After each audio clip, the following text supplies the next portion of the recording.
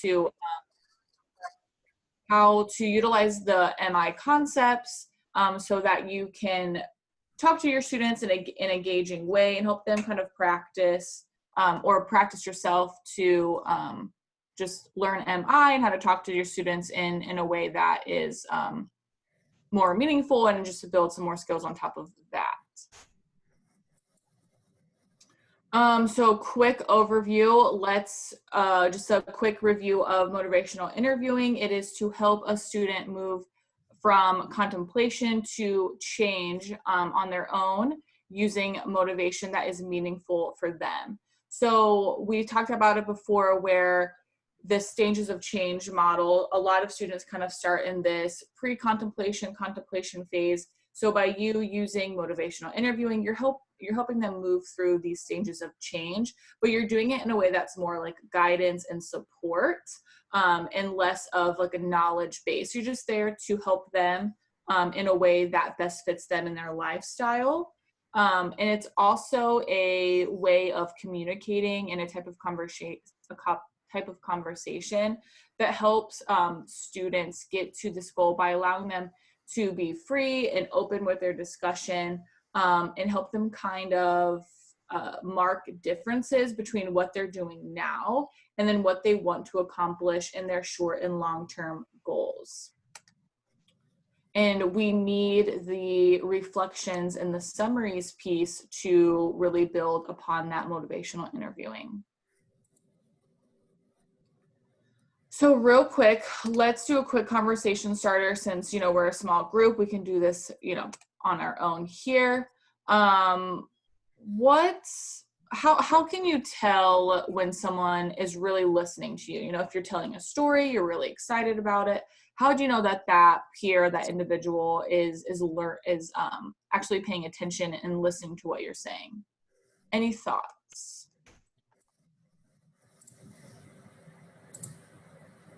Eye I think. contact. Oh no, go ahead. Oh, okay, sorry. Eye contact. If they're really listening intently, they'll be looking right at you, which is harder to do when you're on Zoom. Mm-hmm. Perfect. No, that's 100%. Eye contact is huge. You know, if someone's talking and you're just, you know, looking off to the corner, is that person really paying attention to what you have to say? I think when they are responding in a way that really shows like attention to what you're saying, instead of just saying like, oh, mm-hmm, uh-huh, you know, like when they're saying like, oh, so you went to wherever for lunch, like, did you like it? I've never been there. Like, then you can tell they're listening because they're responding specifically to what you're saying. Yeah, absolutely. So the can only go so far, right? Like, you could just sit there and nod your head and say for the whole time, but did you actually listen to what that person had to say? So that little piece of kind of reflection of what you kind of brought up, like, wow, you went to that restaurant, that sounds really good, what did you get? It's one, continuing the conversation, and it's also letting that person know that, while you really did listen to them, and now you're kind of adding to that conversation and adding something different. So on top of that, how does it feel to be truly listened to, right? So I'm sure we've all had conversations with people who we kind of get the impression that they're not really listening to what we have to say. So what does it feel like to truly be listened to? How is that a difference? And can anyone have any ideas of or remember of any instances that you're like, wow, I was really listened to, and this person really heard what I had to say on a deeper level? One of my favorite things is when someone follows up with you on something that you told them, because you can tell when they're listening, like during your conversation, but I think you can like really tell, and it shows they really care when they actually like follow up with you later on, maybe like ask how something went that you were nervous about, that you were talking about them with. So just like that follow up to me is something that shows that the other person really cares and is really listening. Oh, 100%. I think that is especially important when, you know, we're dealing with our students, right? Our students always kind of talk to us about anything that happens, right? What they did over break, what they did on the weekend, what their family is doing, and they tell us all this stuff. So it's really important to them when they tell you something that's really exciting for them, and then, you know, a week later, like, oh, hey, how did that go? Or if they're talking about, hey, I'm really nervous about this test, like I've been studying, but I've been crammed with, my day-to-day tasks. But then if you follow up like, hey, I know you were studying really hard and you were working really hard with that test. How did that go? So that really shows that we were listening on top of, in that moment, but we were actually comprehending what they had to say. Yeah, I was just going to say, like 2 examples is even just yesterday, I was talking to one of our student workers and one of my coworkers came over and we were talking about everyday stuff. And she said, oh, I'm sure Millie would really like that. And that's my daughter's name. And so she remembered my daughter's name from past conversations. That's nice that you actually remembered her name, even though I don't really, it has nothing to do with our work, but you still remembered the one time I said her name. Or, when I went to softball last night, one of my friends asked, hey, you said you were working on that big project at work. How did it go? Like, hey, you actually paid attention, even though it has absolutely nothing to do with you. That's cool. No, those are great examples. I think that makes us feel good when we know that like those people don't really have to pay attention to those small details of our lives, but when they do, you're like, wow, people are actually listening to what I'm saying. Yeah, that's great. Okay, perfect. And again, this just shows how these reflections and summaries when we're interacting day to day are vitally important to, building that behavior change for our students. Okay, so the framework for how we really frame or maneuver these motivational interviewing conversations is through the 4 processes of MI. So step by step, they go through engage, focus, evoke, and plan. Step 1 is engage, so really just starting that conversation, whatever that looks like with you and your students. Focusing, so after kind of like some small talk and things like that, you can really focus in on an issue or maybe a behavior change that is really important to them that they might be struggling with changing and adapting. And then evoking, so really asking those open-ended questions and trying to evoke the students' good reasons for change through something that they might be going through or something that's challenging for them. So Jade and I will really focus on the reflections and summaries portion of motivational interviewing, but these are the skills that you can use in the 4 processes of MI, really in steps 2 and 3 and focusing on that issue, and then the evoking part 2, so getting the student to think out loud about their good reasons for change. Because sometimes, a student really wants a change, but they may not realize that the actions that they're doing now is not in line with where they want to be or their future behaviors or future goals. So in that way, we can really use reflections to mirror back what we're hearing to make sure that their behaviors now are in line with their goals. And then lastly, we have plan. So this is a big part of where summaries come in. It's just being able to restate the student's words back to them when you're thinking about that and talking about that behavior change, and just making sure that you're really helping to move the student towards action and taking those steps to actually make that change happen and make it sustainable. And we really know that change can be difficult a lot of the times and doesn't necessarily happen over one conversation or even a couple. It takes time and it takes building those relationships with our students. So really just keeping these 4 processes in mind as a guide to how we can maneuver MI conversations, but not seeing it so much as like a rigid framework to something you have to stick with.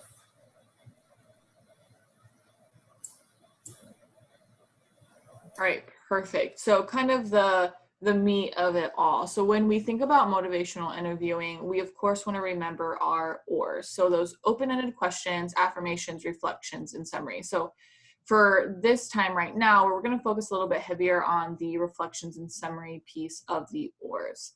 So when we're talking about reflections, it's a statement that mirrors back to the student or to the individual what they said so they can hear it. So we know that if we say something and then we hear it back, we're probably a little bit more able to like really fully comprehend kind of what is being said and what's going on and give it a little bit deeper of a thought.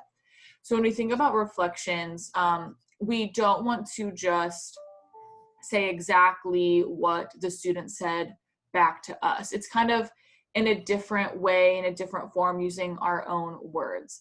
And the hope with this reflection is it provides a minute for the student to really think about what they said a little bit deeper, and to say, yep, that's exactly right, or, oh, that's an interesting point. You're really getting what I'm saying. And by that way, you're really listening a little bit deeper to what they're saying, and you're not just, 100% saying the exact same thing back to them. So when we think about reflections, you want to kind of think of an iceberg. So a simple reflection is limited to kind of what's showing above the water when you're thinking about that iceberg. So the content is said right by the other person, right? So that's kind of that top piece. And a complex reflection makes a guess of what hides kind of beneath the surface. So it kind of reads in between the lines when you're giving back that reflection. And it tries to reflect how the person may be feeling as he or she speaks. So like I said, it just goes a little bit deeper and kind of shows kind of what's underneath the surface or in between the lines of what that person just said. And then we're talking about summaries. It's statements that help the student draw conclusions from what they've experienced. So this is, at the end of that conversation, you're kind of wrapping things up and you're putting it kind of on a nice, neat package, and you're summarizing what that student said. Again, we're making sure we're kind of doing it in our own words. And we're kind of starting out with, okay, so this is what I've heard so far, or so what I understand from this conversation. Like, you're kind of starting it in that kind of open-ended area, and you're just kind of wrapping it all up so that the student can be like, yep, absolutely, that's exactly what we talked about. And it kind of puts on that, yes, you listened to the whole thing and you listened to everything that they said, and just knowing that you were an active participant in that conversation with them. Yeah, and so when we think about those OR skills, something that we want to think about when we're using them and having these conversations, and just really in general, is being able to incorporate empathy throughout the conversation. And really, this just lets the other person feel validated in whatever they're going through. It lets them know that you're truly listening and truly care about what they have to say. And overall, it just really creates that space for the other person to feel seen and feel heard. We use things like open-ended questions, all of the ORs, really to get the student to open up and really talk about the behavior change or maybe struggles or challenges that they might be facing. And a way that we can do that is by using those empathic responses and empathic actions, just to let the other person open up a little bit more, so we can come alongside them and support them to whatever that behavior change might be. So just some examples of what empathic responses might sound like could be, I'm so glad you told me, I hear you, you're not alone in that feeling. So things like that. And then on the other hand of it, some examples of non-empathic responses would be things that don't necessarily validate what the other person is going through. So something like, it's all in your head. Oh, you'll be just fine. Just snap out of it.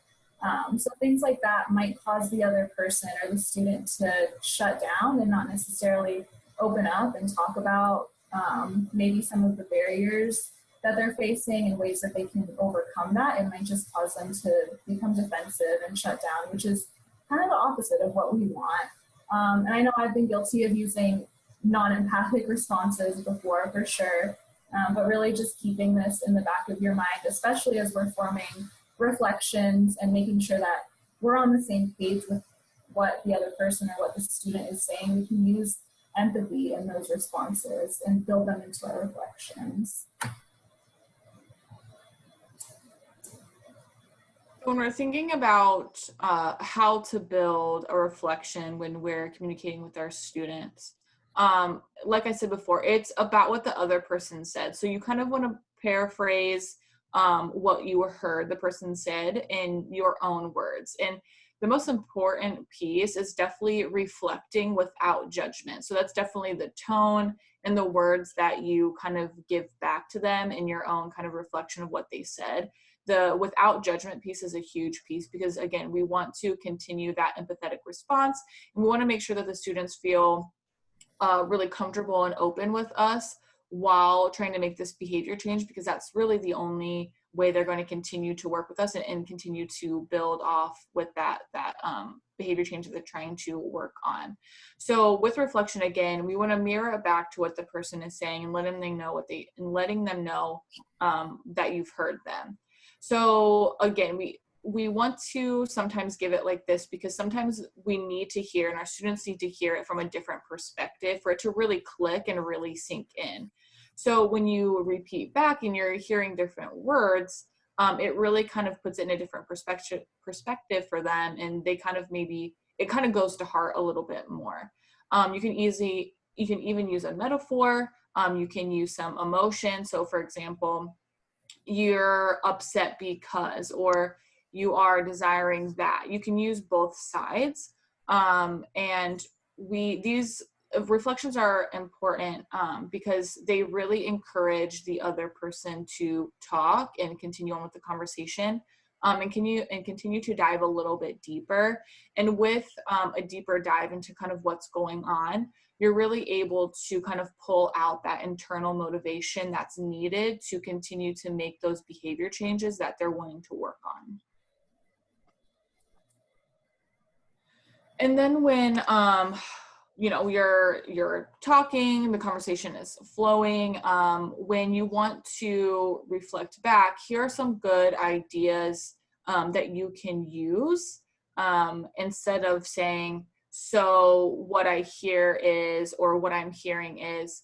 These are just some different ones that you can use. So sounds like, you're saying that, it feels like, it's really important to you that, you believe. These are all really great ways to kind of start that reflection, and gives you a little bit more in your toolbox to continue that conversation, and continue to, work on those active listening skills and kind of work on letting your student know that you are listening to them. Okay, so now let's do a little practice. I know we're a small group, so maybe we can just pick a few of these out and kind of give our own thoughts. So go ahead and take a second to read over these statements. Emma, I don't know how you feel. Do you want to break up into groups? Do you just want to do it as one large group? What are your thoughts? How do you all feel about doing it as one big group, since we are so small? Yeah. That's fine with me. Perfect. Okay. So I'll give you everyone kind of a minute or two to read over these statements at the bottom, the 1 through 5. So when you're looking at these statements, write them down, think in your own head, kind of however mode you want to do it. You should kind of give some reflections over each statement. So we have an example at the top. It's been fun, but something's got to give. I can't go on with this anymore. So some reflections to that statement would be, you've enjoyed yourself, you're worried about what might happen, and it's time for a change. So again, I'll give everyone just another minute to read over these statements and kind of come up with some ideas or some reflections to these statements.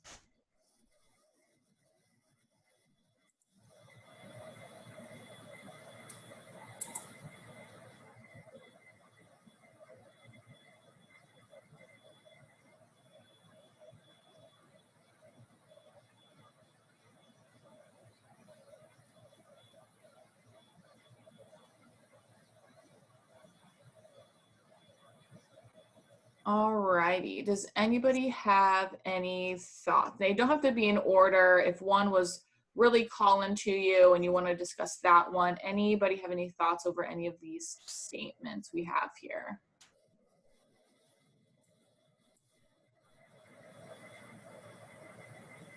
So I just looked at prompt 1, and reflections that I came up with are you're burning the candle at both ends and you're not experiencing negative consequences right now. Those are really good. 100%. I like the, you know, you're really working really hard. I like those reflections. And it kind of puts it back like, yeah, you are working really hard, but you know, you're not facing any consequences right now. But that kind of leads into the, you may not face them right now, but it's a potential to in the future. Thanks, Jenna. Anybody else?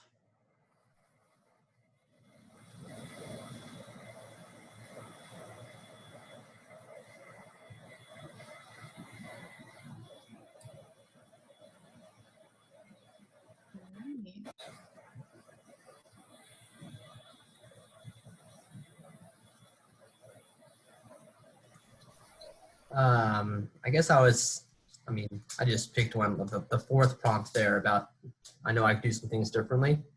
Kind of what I jumped to was, sounds like you recognize that you did some things wrong, but you both could probably use some space. That's really good.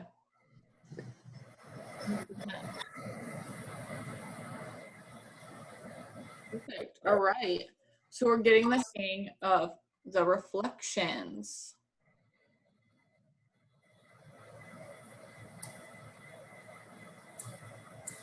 With those reflections that you guys gave too, I feel like you could tell that kind of opens up the conversation and gets the student to really think. Like I'm thinking about the first one that you were saying, Jenna, and I like that you added the right now at the end of, oh, your grades are fine right now, because they might not recognize that or they might not think that, but when they hear that back to you, that's always just a good reinforcement to get them to kind of like think a little bit deeper about some of their actions now that might be affecting that.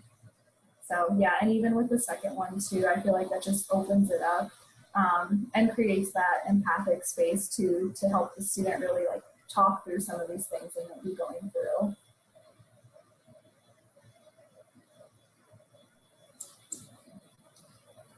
All right, so then we'll go into summaries.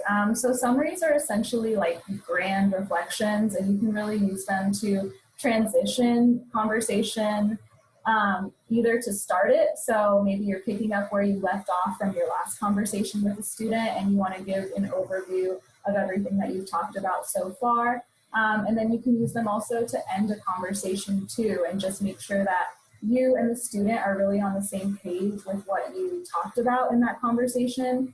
And then just to make sure that you're on the same page with any kind of action plan that you may have talked about with them to make sure that they're really moving towards their goal and making good progress on their behavior change, whatever that might be. It also leaves room for the other person to correct anything that you might have missed. Maybe you misheard something or they explained something and you weren't really sure what they were getting at. That can give you that room to make sure that you both are definitely leaving on the same page or starting a conversation and you're on the same page. Also, a good thing to do in summaries is mention both sides of that person's ambivalence about the change, just so you're addressing, okay, maybe some of the barriers they have in making that change. That way you're kind of moving towards solutions to those barriers that were mentioned.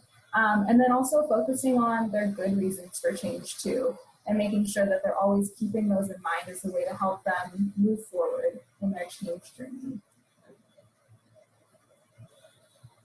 And then with that, we're going to go into a little summaries activity. So I think with this one, we'll do breakout rooms. And since it's 3 people, I think we'll just do 30 seconds for each person probably. And so person 1 will be a student and they will be talking about an issue, either real or made up, or some kind of challenge that they're facing or a behavior change that they want to make for the whole 30 seconds. And during that time, the other person is just going to listen, not offer any advice, not interject or anything, just listen that whole time. And then at that point, you'll switch roles. The person who's listening will provide a summary to what person one said, and then you'll switch off. Does that sound good? So just switch off to make sure that everyone goes once. Oh, thank you, Jade. And then the directions are in the chat too, in case you forget. But I'll break you off and then we'll come back and kind of talk about everything.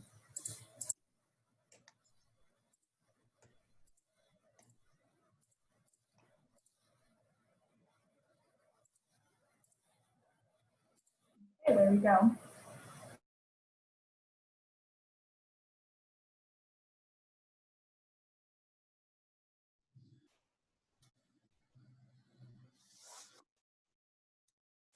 Hello.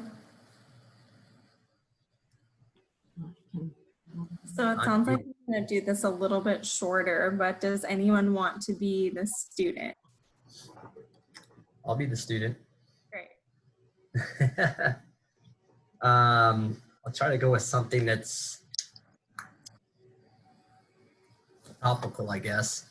I'll say something like, just so frustrated that ASU is having me stay in my apartment, I feel like I'm going crazy. So then we're supposed to reflect what we're hearing. Yeah.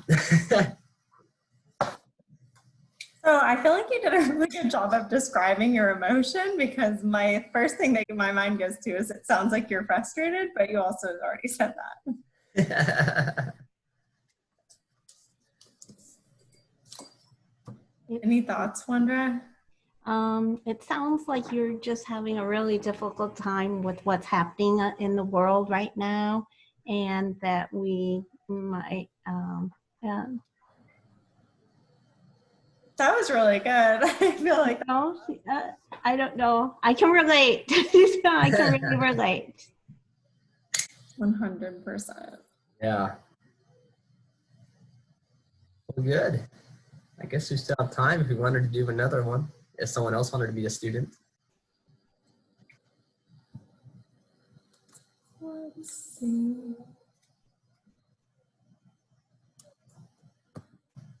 So I feel like when I'm talking with my students, they say things like, I just have so many things going on and I can't deal with all of these stressors, and every day it seems like something else gets added to my plate.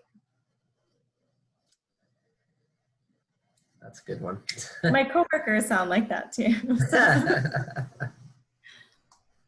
So basically, I would say that it sounds like you have a lot going on in your life. And so I have a tendency to want to say, let's break it down, Yeah. you know, prioritize, you know, but I know that that's not what this part of it is. I think it's the mom in me. I tend to let's put down the list so that we can check things off. Maybe it's just Wandra's voice or demeanor, but even hearing you summarize is very like reassuring. Even hearing you say like it sounds like you have a lot going on, or it sounds like you're having a really difficult time, I feel like feels really good. Oh, God. Yeah. It's funny because the dad in me is like, well, what are you doing? That would be my husband's response oftentimes. It's really amazing how those things kind of get ingrained in you. So. Yep. Yeah, I don't know I would probably say something like, you know, it sounds like you're stressed out with everything going on in life right now. What, I don't know, because then I want to dive into how can I help too. It's go there. That's like the natural thing that you want to somehow help them fix what is going on, or offer let's look at what are the things that, I guess one way we could look at it is, what are the things that are on your plate? Let's go through those things instead of how I was voicing it. Okay, let's prioritize and make them prioritize. So I guess, oh, good. So that's what I guess, instead of how I was saying it, is changing how I would say it. Is, okay, what are the things that you have on your plate? And then let them prioritize. Yeah. I think Go I ahead. think that can be really hard because, I feel like so many times, like, I'm like, I see a solution here, and you want your student to do that. And I wonder, I'm not a parent yet. We're expecting our first, but I feel like as a parent, I feel like with students, it's easier to be more open-minded probably because might be like, oh, I don't know what success might look like for you or what goals might look like for you. But I would imagine as a parent that you have a pretty good idea of like the direction that you want your kid to go in. That scenario makes me reflect on an experience I had with a student who was very overwhelmed with everything she had going on. And, I simply just asked her, well, what's important to you? And her response was, no one ever asked me that. Whoa. And so Oh, she didn't, and so we just explored it, and, we just ended up dropping things and we were focused on what was most important to her, and her life just blossomed, and now she's doing great. And just because no one ever asked her what's important to her. How eye-opening too, like something that you think is a simple question might be so like meaningful to your student, and they might feel like no one's ever really cared to hear that from them before. Yeah, it was pretty cool. oh, that's I love great. that. Yeah, I like that a lot. Yeah. Well, All right. thanks you both. This was fun. Okay. I'll see you back in there. Yeah. All right, welcome back in, everyone. Hopefully everyone had a chance to go. But how was that? So how did it feel to be the person who was just talking for that whole 30 seconds? So I just want to say that one thing that I noticed was that even hearing someone, I stated my dilemma and then Wonder just reflected on what that was. Even just hearing someone reflect it and feeling heard felt so good. It wasn't like she specifically gave advice or said, here's what you can do, or specifically gave reassurance, but just hearing it reflected felt really good. Yeah, and a lot of times I think that's what people need too, is not necessarily advice or ways on how they can fix a problem or whatever they're going through. They just want to be heard, and they just want to feel like someone is actually listening to them and to really validate their feelings. So yeah, that's a good point. But I was feeling like after reflecting it back, you want to try and help them fix the problem. That was the hardest part, I think. Yeah, no, that can definitely be challenging. And I feel that way a lot with the students that we work with, because you know the answers most of the time to the questions that they have. And a lot of times you just want to give it to them because you're like, this is so easy, just do this and you'll get this. But really the part of motivational interviewing is allowing that other person to get to that conclusion on their own, with us just serving in that support role and helping to guide them through it and bring out those answers for themselves. But yeah, it can for sure be hard sometimes. And I feel like I always have to remind myself, like, okay, this is probably the first time that they're going through this, even though we've seen a bunch of students who have had the same issue. They might be experiencing it for their first time. So we're really able to help them create that lasting change by just using these reflections, summaries, and then different motivational interviewing skills to bring that out of them. Yeah, it can be hard. Any other thoughts? Well, I think Wanda did a good job. She said it was hard not to let her inner mom come out and try and fix the problem. I thought that was kind of fun. Yeah. Yeah, no, for sure. How did it feel to give the summary, to be on the other end of it? I feel it's hard not to want to take it further. To say like, oh, well, have you tried this? Or to say like, well, it's not healthy to get no sleep, Mm-hmm. Clearly seeing the issue, but you don't want to just tell them right off the bat.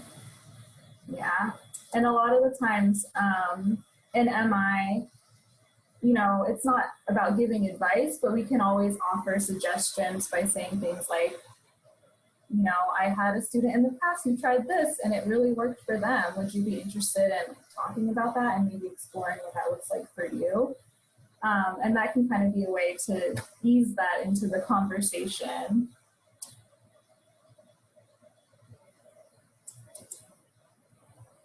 All right, and then just to kind of wrap up as we're coming to our close here, when we do C3, we really want to make sure that the skills are applicable to the roles that you do in serving students. So any final thoughts here? Is this communication style maybe different from how you communicate now? And how could you see yourself using these skills in your day-to-day?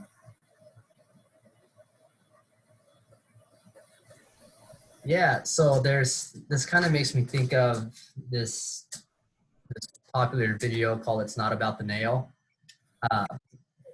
and it's this video where there's a nail in this person, and they're complaining about the pain of the nail and everything going on, and the other person just wants to remove the nail, and the other person who has the nail is just saying, I don't need you to remove the nail, I just need you to understand how I feel about it.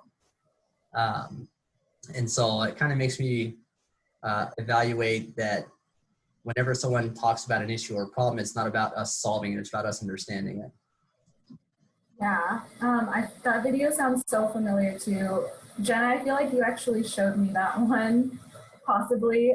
But yeah, definitely. So it's not about giving advice, more so just letting the other person come to those conclusions or just giving them the space that they need to feel heard. Yeah, definitely. Any other last thoughts? All right, so to wrap up, we always just share a short list of resources. C3 stands for Compassionate Communication That Leads to Connection, because we know we can't be the only person to solve our students' problems. We have a whole bunch of resources at ASU that we can take advantage of to help our students who may be struggling through things. So this is just a short list. But it's always just a good reminder for you and your students as well. Something else that I want to highlight too is that our C3 program, with our C3 program, we're also offering like supplemental skill building sessions. So we have C3 sessions 1 and 2, and then 4 other skill building sessions. This was one of them, but those sessions are really focused on activities and practice conversations, just to sharpen the skills in MI. It's really just about practice and doing this every day and getting better. So that's one thing that I love about motivational interviewing is you don't necessarily have to be an expert. You just have to practice and keep using these skills in your conversation so that it becomes a little more natural. And with that being said, we do really appreciate your feedback. So I'll post this link in the chat as well, but if you could go ahead and spend a couple of minutes evaluating the presentation. Again, we really just want to make sure that what we're offering is applicable to the role that you do in serving students. So yeah, thank you for doing that. And then if you didn't sign in, just make sure to sign in. I'll repost that link as well. And if there are any other questions, Jade and I will be on for a couple minutes, so please feel free to let us know. And thank you all for coming. Thank you. Of course.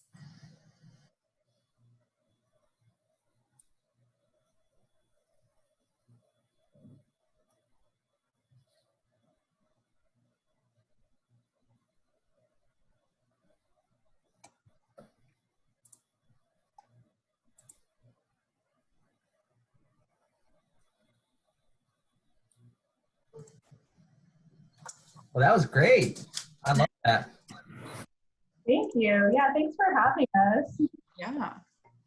Yeah, I'm glad you guys got to come and have a couple of sessions. And, you know, it's one of the lost skills is how to talk today. So I think what you guys are doing with this is awesome. Thank you. Well, yeah, if you ever want any more sessions, just let us know. We're here for it. Mm-hmm. I'm going to stop recording.